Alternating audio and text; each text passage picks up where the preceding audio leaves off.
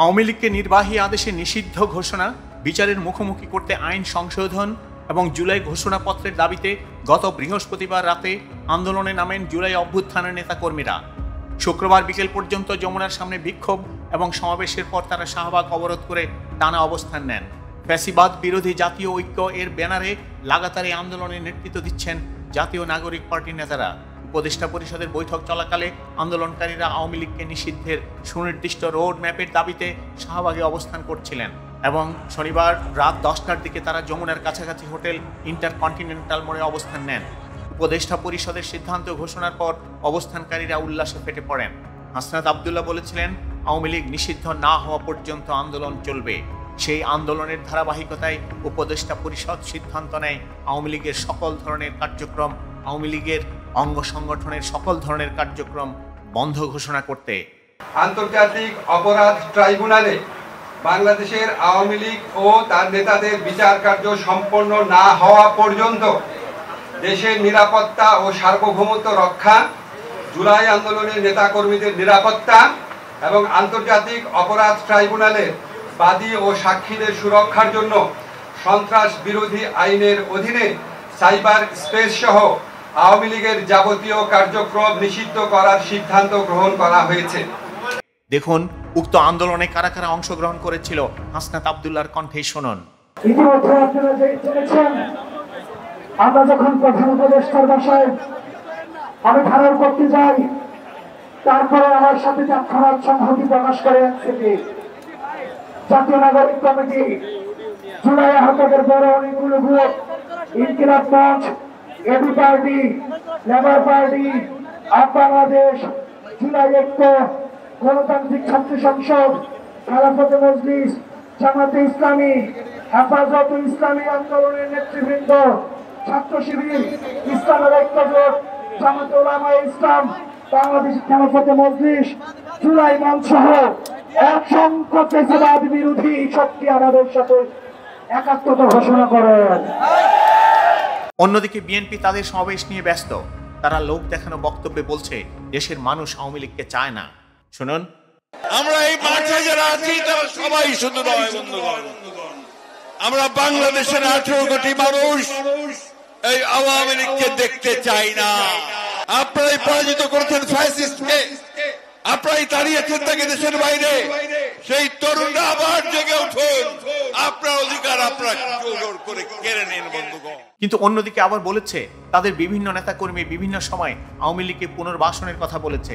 তারা আওয়ামী লীগকে নিষিদ্ধের ব্যাপারে তারা জনগণের উপর ছেড়ে দিচ্ছে। তাদের জনগণ সে তো প্রহসনের জনগণ। কোন জনগণ?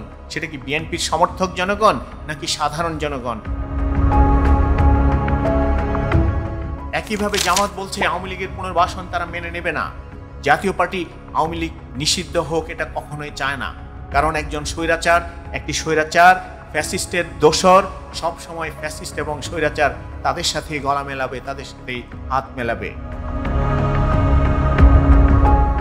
বাংলাদেশের স্বাধীনতা পরবর্তী বিভিন্ন সময়ে, বিশেষ করে বিগত 15 বছরের স্বৈরাচারী শাসনামলে বাংলাদেশ আওয়ামী লীগের ভ্রাতৃপ্রতিম সংগঠন বাংলাদেশ ছাত্রলীগ হত্যা, নির্যাতন, গণরুম কেন্দ্রিক নিপীড়ন, ছাত্রাবাসী সিট বাণিজ্য, টেন্ডারবাজি, ধর্ষণ, যৌন নিপীড়ন সহ নানাবিধ জননিরাপত্তা বিঘ্নকারী কর্মকাণ্ডে জড়িত ছিল এবং এই সম্পর্কিত প্রামাণ্য তথ্য দেশের সকল গণমাধ্যমে প্রমাণিত হয়েছে এবং কিছু সন্ত্রাসী ঘটনায় সংগঠনটির নেতাকর্মীদের অপরাধ আদালতেও প্রমাণিত হয়েছে।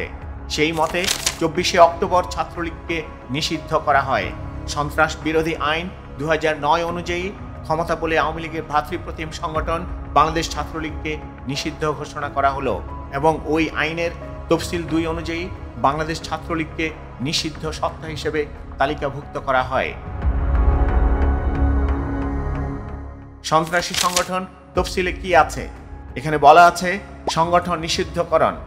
এই আইনের উদ্দেশ্য পূরণ কল্পে সরকার কোনো সংগঠনকে সন্ত্রাসী কার্যের সহিত জড়িত রহিয়াছে মর্মে যুক্তিসঙ্গত কারণের ভিত্তিতে আদেশ দ্বারা তফসিলে তালিকাভুক্ত করিয়া নিষিদ্ধ করিতে পারিবে। তফসিল 2-এ বলা আছে, সরকার আদেশ দ্বারা যে কোনো সংগঠনকে তফসিলে সংযোজন বা তফসিল হইতে বাদ দিতে এবং অন্য কোনোভাবে তফসিল সংশোধন করিতে পারিবে। যেহেতু 15 জুলাই 2024 তারিখ হইতে বৈষম্য বিরোধী ছাত্র আন্দোলন চলাকালে বাংলাদেশ ছাত্রলীগের নেতাকর্মীরা আন্দোলনরত ছাত্রছাত্রী এবং সাধারণ জনগণকে উন্মত্ত এবং বেপরোয়া সশস্ত্র আক্রমণ করিয়া শত শত নিরপরাধ শিক্ষার্থী এবং ব্যক্তিদের হত্যা করিয়াছে এবং আরও অসংখ্য মানুষের জীবন বিপন্ন করেছিল। যেহেতু সরকারের নিকট নির্দিষ্ট তথ্য প্রমাণ রয়েছে, 5 আগস্ট 2024 তারিখ আওয়ামী লীগ সরকারের পতনের পরেও বাংলাদেশ ছাত্রলীগ রাষ্ট্রের বিরুদ্ধে ষড়যন্ত্রমূলক, ধ্বংসাত্মক এবং উস্কানিমূলক কর্মকাণ্ড এবং বিভিন্ন সন্ত্রাসী কার্যের সাথে জড়িত আছে এবং ছিল।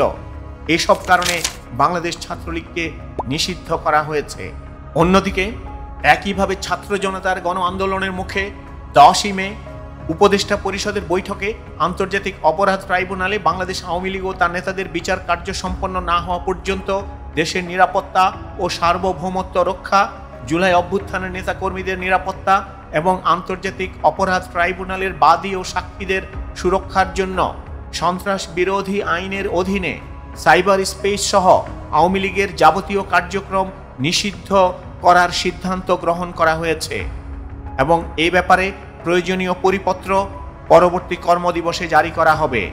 উল্লেখ্য যে উপদেষ্টা পরিষদের বৈঠকে জুলাই ঘোষণাপত্র আগামী 30 কার্য দিবসের মধ্যে চূড়ান্ত করে প্রকাশ করার সিদ্ধান্ত গৃহীত হয়েছে। অর্থাৎ আগামী 11 জুন আমরা একটি জুলাই ঘোষণাপত্র পেতে যাচ্ছি। বাংলাদেশ আওয়ামী লীগ বিগত 16 বছরে বাংলাদেশ থেকে 16 লক্ষ কোটি টাকা লুটপাট করেছে। 2014, 2018, 2024 সালে প্রতারণার নির্বাচনের মাধ্যমে একটি কর্তৃত্ববাদী সরকার গড়ে তুলেছিল, যার উন্নয়নের মিথ্যা বয়ান প্রচার করে বারবার ক্ষমতায় টিকে থাকার চেষ্টায় লিপ্ত ছিল। বড় প্রকল্পের দুর্নীতির কারণে 1,61,000 থেকে 2,80,000 কোটি টাকার ক্ষতি হয়েছে। ব্যাংক খাতের সমস্যাগ্রস্ত ঋণের টাকায় নির্মাণ করা সম্ভব 24টি পদ্মা সেতু।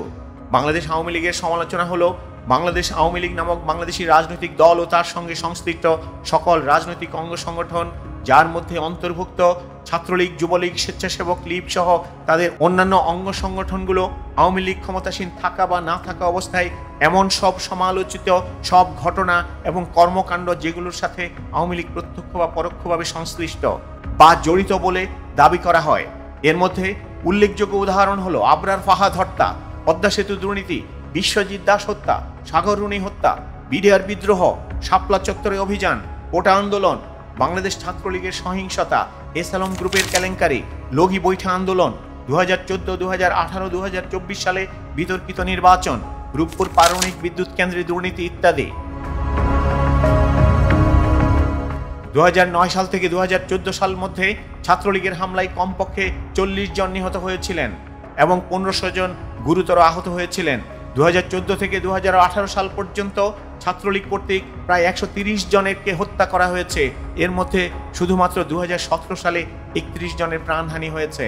একই সময়ের মধ্যে ছাত্রলীগ নিজেদের মধ্যে কমপক্ষে 1000 বার সংঘর্ষে জড়িয়েছে এবং এতে তাদের প্রায় শতাধিক কর্মী প্রাণ হারিয়েছে। আর সেদিন 36 দিনের জুলাই আন্দোলন, যেখানে 2000-এর মতো সাধারণ নিরীহ ছাত্র জনতা, যুবা, বৃদ্ধ, রিক্সাওয়ালা, শ্রমিক সবাইকে হত্যা করেছে, রক্ষা পায়নি গৃহের 5 থেকে 8 বছরের বাচ্চা সন্তানও, রক্ষা পায়নি 25,000 সাধারণ ছাত্র জনতা। তাদের অঙ্গহানি থেকে কেউ চোখ হারিয়েছে, কেউ নাক হারিয়েছে, মুখ হারিয়েছে, মাথা হারিয়েছে, গুলি বুকে নিয়ে ঘুরে বেড়াচ্ছে। কিন্তু সেই আন্দোলনে, 36 দিনের আন্দোলনে বিএনপি কখনোই জড়িত ছিল না। মির্জা ফখরুল গর্ব করে পড়েছিলেন ভয়ে, কারণ হচ্ছে তারা জানে আজকে যদি বলি কালকেই তাদেরকে জেলে পুরে দেবে। অন্যদিকে বিএনপি আওয়ামী লীগ কখনোই নিষিদ্ধ চায় না, কারণ মির্জা ফখরুলের মতে আওয়ামী লীগ নিষিদ্ধের বিষয়ে জনগণই সিদ্ধান্ত নেবে। এই জনগণ আসলে কোন জনগণ সেটা শুধুমাত্র মির্জা ফখরুল এবং তার বিএনপি জানে।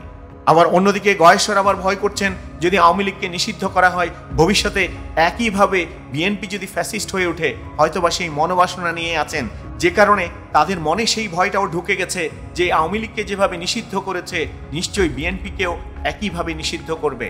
হ্যাঁ, বাংলাদেশের সাধারণ জনতা শিখে গেছে নিষিদ্ধ করতে।